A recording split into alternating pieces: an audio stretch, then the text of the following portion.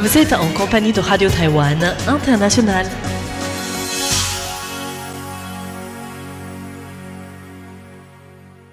Bonjour à tous et bienvenue à l'écoute de Radio Taïwan International. C'est Mei Guang qui vous accueille à l'antenne pour vous présenter notre programme de ce mercredi 13 août. Dans un premier temps, le journal d'information présenté aujourd'hui par Florian Dai. Le journal sur l'actualité sera suivi de décryptage consacré aujourd'hui à la guerre cognitive menée par la Chine autour des 80 ans de la guerre contre le Japon. Et le décryptage est présenté par moi-même. Ensuite, pour la partie de nos émissions thématiques, tout d'abord, Taïwan dans toute sa diversité de Sasa qui s'intéresse aujourd'hui à un livre jeunesse pour découvrir les plantes de la cuisine des Katsabu. Pour les auditeurs qui nous suivent en ligne, il y a également l'émission L'heure des musées de Miao Yonghua. Le thème d'aujourd'hui est les déesses et leurs animaux attributs. Une excellente écoute à tous en compagnie de RCI. Tout de suite, le journal d'information de ce mercredi 13 août en compagnie de Florian Dai. Et voici les gros titres. Le typhon Podul frappe Taïwan, balayant le centre, l'est et le sud de l'île. Lai Ching-de appelle à voter contre le redémarrage de la centrale nucléaire lors du prochain référendum. Lin Jialong reçoit une délégation parlementaire lettonne. Le typhon Podul frappe Taïwan, balayant le centre, l'est et le sud de l'île. L'œil du typhon a touché la côte est de Taïwan à Taimali ce mercredi 13 août autour de 13h, avec des vents de force de 43 mètres par seconde au centre et un rayon de tempête de 180 km pour les vents de force 7, soit entre 50 et 60 km/h, et de 60 km pour les vents de force 10, de 88 à 102 km/h. Le typhon a traversé l'île et atteint le détroit de Taïwan vers 16h au niveau de Chidu à Tainan, se déplaçant en direction de l'ouest-nord-ouest à une vitesse d'environ 30 km/h. L'île des Orchidées et l'île verte, située au large de la côte est, ont déjà enregistré des vents de force 17, soit plus de 200 km/h. Les îles de Penghu, dans le détroit de Taïwan, ont également été très fortement impactées par le typhon, qui est le plus violent là-bas ce soir et cette nuit. Des pluies torrentielles et des violentes averses se sont abattues toute la journée sur l'île principale de Taïwan, en particulier sur les zones montagneuses, la côte est et tout le centre-sud, qui ont pour certaines enregistré 200 mm de précipitations. Des alertes ont été envoyées par message dans les zones particulièrement à risque et plus de 1200 véhicules et 5500 personnes ont été évacuées des zones montagneuses et côtières. Lai Ching-de appelle à voter contre le redémarrage de la centrale nucléaire lors du prochain référendum.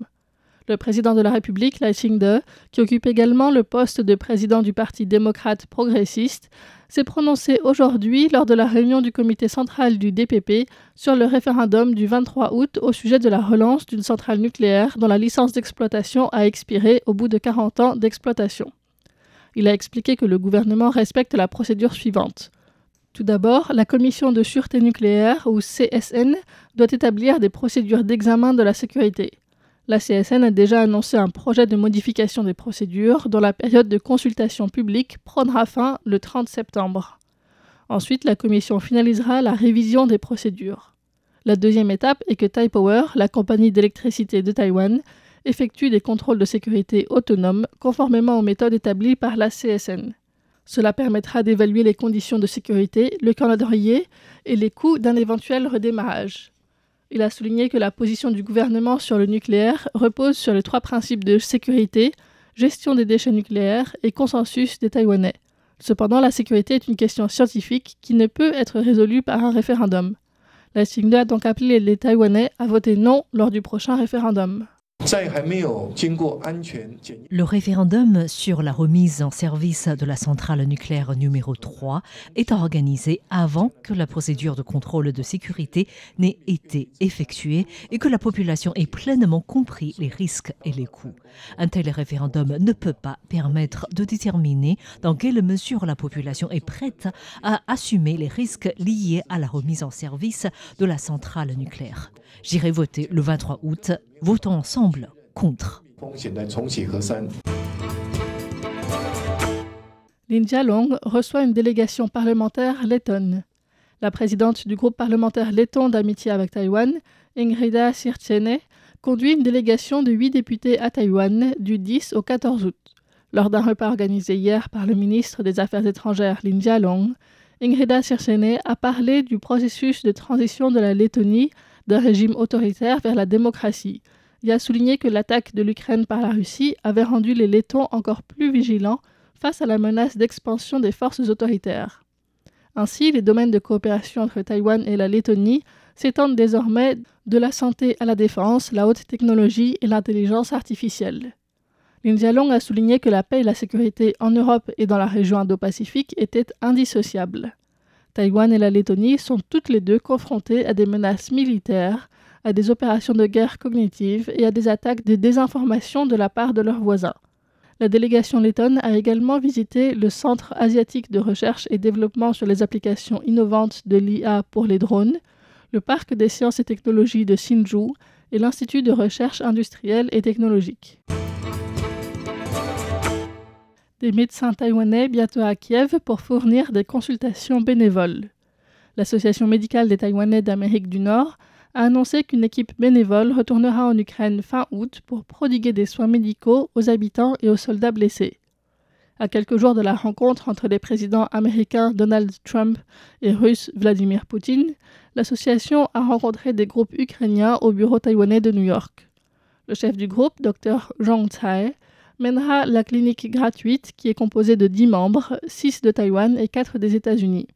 Les médecins spécialisés en chirurgie, dentisterie et médecine interne arriveront en Pologne le 26 août, puis se rendront à Kiev. Le groupe prévoit de travailler dans un hôpital militaire local pendant 8 jours et de pratiquer des opérations chirurgicales contre le cancer. Aki Abe, veuve de Shinzo Abe, fait un don pour la reconstruction post-inondation de Tainan.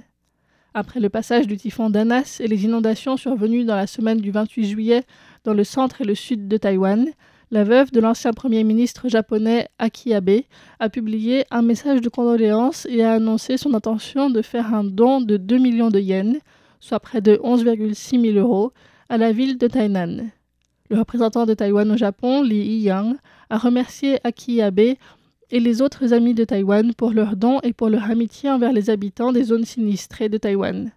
Aki Abe s'était rendu à Taïwan en juillet 2023 lors d'une exposition de photographie consacrée à son mari Shinzo Abe. Possibilité de s'opposer à l'utilisation de ces données d'assurance maladie pour la recherche.